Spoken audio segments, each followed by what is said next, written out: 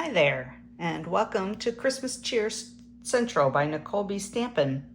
Today we're going to talk about package toppers. In some previous posts, I've talked about package toppers and how I like to make kind of an ornament-like item to go on at least one package per person every year. I've already posted that Stampin' Up! Put out a really cool kit of ornaments that would make great package toppers, and I showed you these. Aren't they cute? In a video, and this kit's really adorable.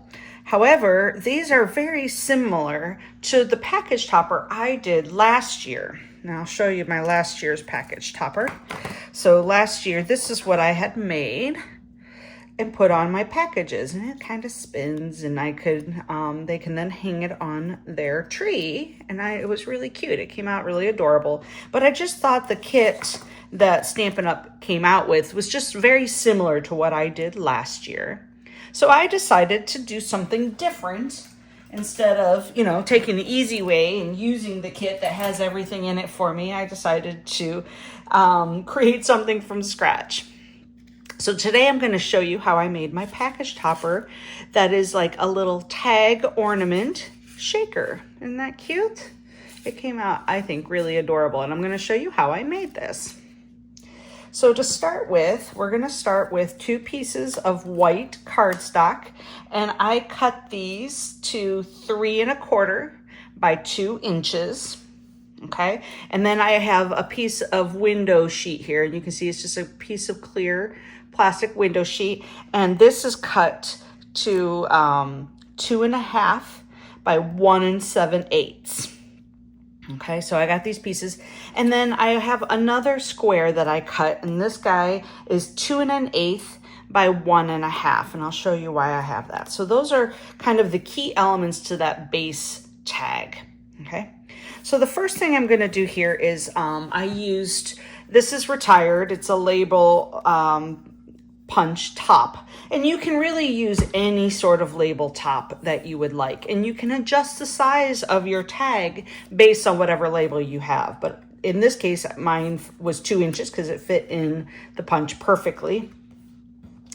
And so I'm going to punch out the top of both of my pieces of cardstock. So I'm going to slide this in, and there we go. So I wanted both pieces, and I'll just push those off the top here.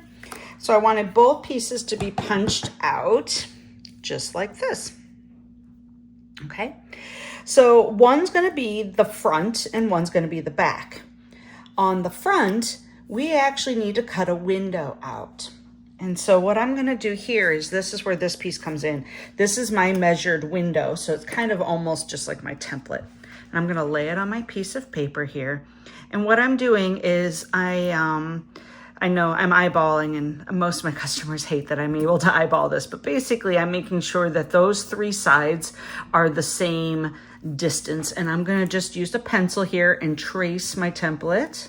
And it doesn't matter if you get pencil lines on your pieces, on either your scrap or your tag.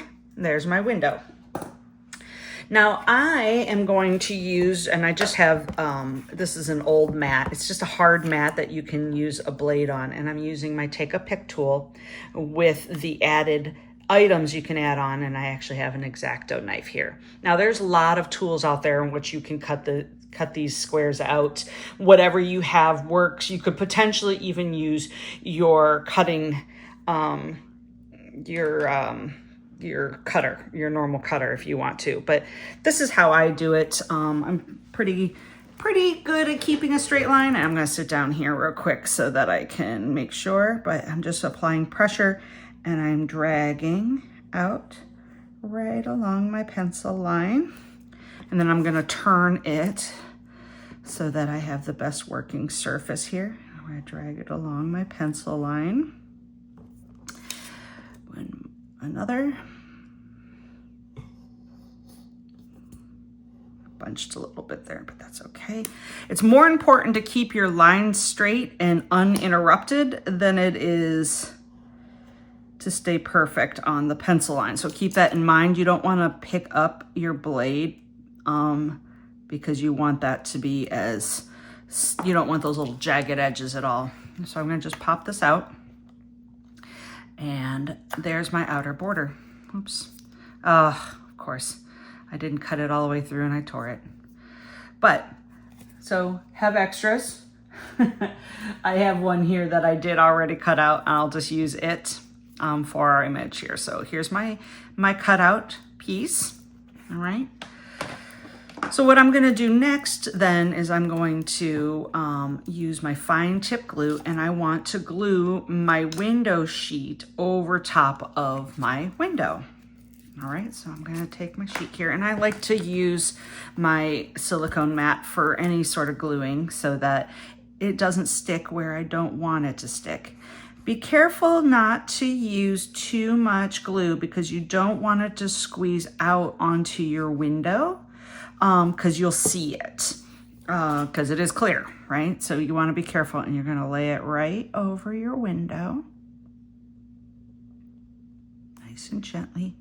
And I'm gonna hold it here for a count to make sure it stays where I want it to stay. And you can pull your glue outward, but be careful about getting it on your window. Okay. And now I'm gonna go ahead and set this aside to let it dry because it's important that it dries completely. In the meantime, while this is drying, I'm gonna work on my background piece. And so what I did with the background, and I'll show you here, is I actually used some old stuff. Again, it's a little more retired. I stacked my other ornaments on top of it. Sorry about that. So this is, I think it was called what? Card Front Builder Thinlit. So this is old, even in the old plastic pieces. And I use this tree and this deer, and you can see this is the set that went with it, and it has a little deer, and here's those snowflakes. So I used those. You can decorate it however you want, but I stamped some snow in the background with some balmy blue.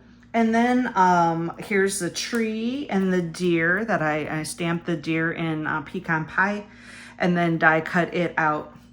I also used some of the labels from Peaceful Season, and that's current. So I cut out with some cherry cobbler here, and then the little label. I actually think this is from Iconic Imagery. I stamped the word and die. So I used a lot of little pieces. You can just find whatever you have laying around to decorate your little tag. Okay, so it can be whatever you want. So I had a little bit of fun here. So I stamped some snow, and now I want to put the tree, because it's really important that whatever's going inside, you have to do first before you close it up, right? So I'm going to add some glue to my tree. This should stay all in, but I always like to use my mat. And I'm going to put the tree kind of towards the bottom here.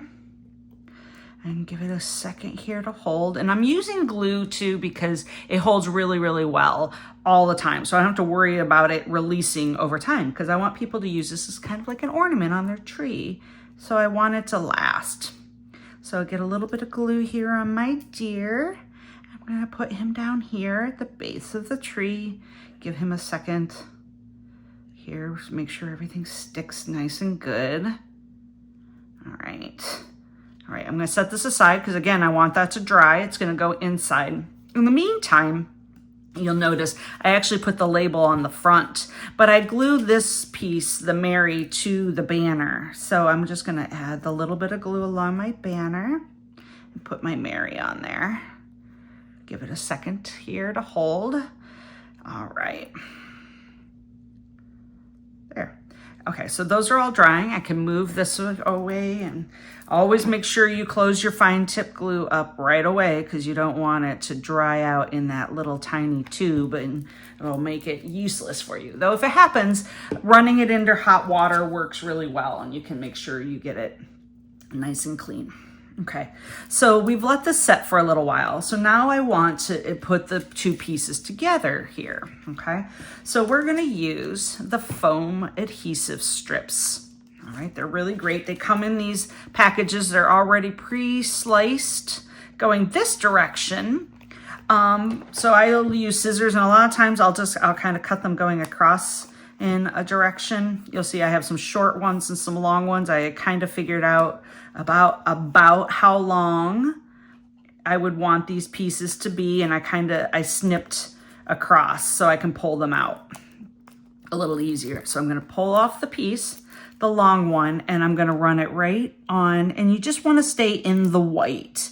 It doesn't have to follow necessarily the window sheet, but it needs to stay in the white. And you can see it's a little long here, which is fine. I can just come in here and snip it, then snip the little extra off and set that aside.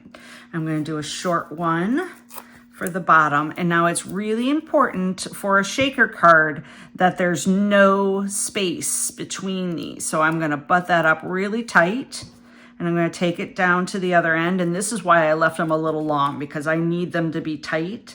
I don't want them to accidentally be short. Okay, so I cut that piece. I'm going to grab the next long one. Again, I'm going to butt that up real tight here, and I cut it a little shorter, so I'm going to make it the end and run this up. I'm going to cut just a touch off of this top because I don't want it to show up off the top. Actually, it's probably okay. It didn't clear, so it's probably okay. And then this last piece can be the trickiest. So I'm going to push it against one side. I'm sorry, I'm spinning them all over here. And I'm going to take it all the way to the other side and then cut it a little short of the end. But I want to make sure it butts against the other side really well. So there is my window with the foam strip. And you can see I made sure that there's no gaps in the corners. Whoops, it stuck to my finger. Okay, so now I'm going to pull off of these strips, these other strips off of here. Get those off. Okay, but before I put my top on, I need to put my shaker stuff in. So I have some snowflake sequins that we sell, and they don't want to have any sticky backs. They want to be loose. And you can really use, again, you can dig through your stash and you may have bunches of leftover random types of things. So I'm going to put a couple pinches in here, and you'll notice I'm being very careful to keep it in the middle and not touching the sticky on either side. And I did get one in the sticky, and I'll show you what to do when you do that, because these things are sticking to my fingers a lot. I'm going to add just a few more. There we go. You want a good amount, because if there's too little, you won't really see the shake. But if you have too much, they won't move. So I just do a couple of pinches. I still have some that are sticking to my fingers. All right, this guy here, I'm just going to pop him off. Make sure he's not in the sticky. I may not even put him in because he's being trouble. Okay, so I've got my sequins in. I've got my foam ready. This guy should have dried by now, so my background is ready. I'm going to flip it over because this is the front. And I'm going to line it up perfectly with the other tag. All right, and then really give a good push all along that foam, because you really want that foam holding in place is key for the whole shaker element to work. All right, there we go. So there's our shaker. Oh, I gotta see what happened. I got a snowflake stuck. Well, I'll figure that out. I'll be able to free it here. Oh, there it goes. Had it upright. There we go. Got my shaker. So now I just get to finish decorating it. So here's that label that I was working on. I'm gonna pull out my glue again. And I'm gonna add just a little glue along here. Careful not to put it on the ends. Oops, right side up, because they hang off a little bit. And I'm just gonna put this at the very bottom of my shaker card. Give it a moment here to hold. Oops, I let go. And give it a little longer than just a moment, apparently. I'll close up my glue while I'm doing this.